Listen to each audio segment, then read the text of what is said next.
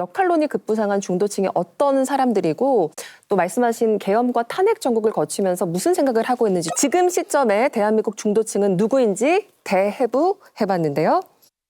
전체 응답자 중 30%가 자신을 중도층이라고 답했습니다. 중도층 응답자만 따로 분석한 결과 성별로는 남성보다 여성이, 또 연령별로는 2030 세대가, 지역별로는 충청과 경인 지역이 중도층에 조금 더 가까웠고요. 정당 지지자들 가운데선 군소정당 지지자와 무당파가 상대적으로 중도층에 더 가까운 것으로 나타났습니다. 과거에는 중도라고 얘기할 때는 연령별로 고르게 섞여 있었는데 지금은 대체적인 연령들은 고정되어 있고 20, 30대가 유동화되어 있는 중도가 몰려있는 그런 현상은 뚜렷하게 나타나고 있는 것 같습니다. 민주당 2010년 총선, 2017년 대통령 선거, 2018년 지방선거, 2020년 총선까지 20, 30대가 민주당을 찍었어요. 그래서 민주당이 전국 단위 선거를 4번 다 이겼습니다. 네.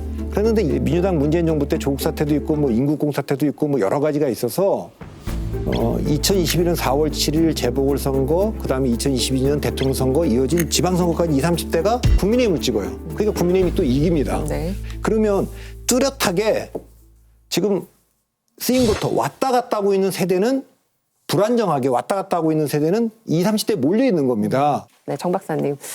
중도층 내에서 좀 눈에 띄는 다른 특징도 있었나요? 중도층에 대한 굉장히 상반된 인식이 있잖아요. 하나는 균형을 잡아주고 현실적이고 이런 아름다운 모습과 또 다른 이제 부정적인 용어로 얘기를 하는 게 중도층은 자기 내용이었고 무색무취하고 실제로 투표장에 투표를 안 해서 실질적으로는 선거에 영향을 못 미친다. 네. 이런 어떤 극단적인 어떤 인식들이 충돌을 했었는데 저희가 이번에 했던 이제 작업은 그 중도층을 두 그룹으로 쪼개보는 거였습니다. 그렇게 나눠보니까 30% 중에서 한 22% 정도는 상당히 네. 이제 적극적으로 투표에 참여하는, 행동하는 중도층의 모습이었고, 우리가 부정적으로 보면 그런 어떤 소극적인 중도층의 비율이 한 8% 정도, 뭐 이렇게 이제 구분이 됐던 거고요. 이것도 좀 추세를 보면, 네.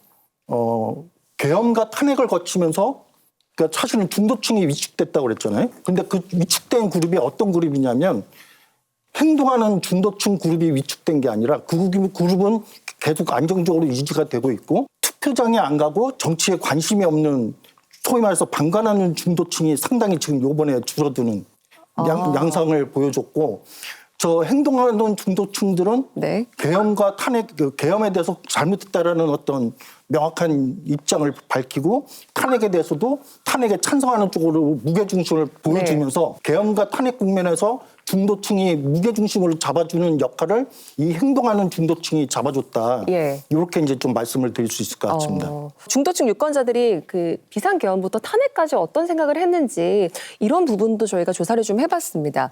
우선 윤석열 전 대통령의 계엄 선포에 대해서는 중도층 유권자들의 78%가 위헌적 권한 행사라고 응답을 했습니다.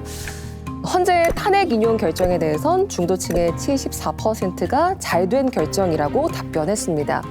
KBS가 실시한 여론조사뿐만 아니라 여러 가지 다른 설문조사를 봤을 때도 중도층의 초지일관 지금 계엄은 잘못됐고 그리고 탄핵은 찬성한다 이렇게 입장을 좀 유지했다고 볼 수 있을 것 같은데 네, 정한효 박사님 맞습니까? 지난 1월부터 이번 4월 첫째 주까지의 이제 그 탄핵에 대한 태도를 이제 이념 성향별로 나눠본 건데요. 보시다시피 보수층에서는 이제 상당수가 이제 그 탄핵에 대해서 찬성하는 여론이 20%대에 이제 머물러 있는 반면에 네. 진보층과 이제 중도층이 압도적으로 이제 탄핵에 대해서 찬성하는 그래서 탄핵에 대해서 진보와 이제 중도층이 연합하는 이런 구조 이 우위 구도가 이번 탄핵 과정에서 일관되게 유지가 됐었다.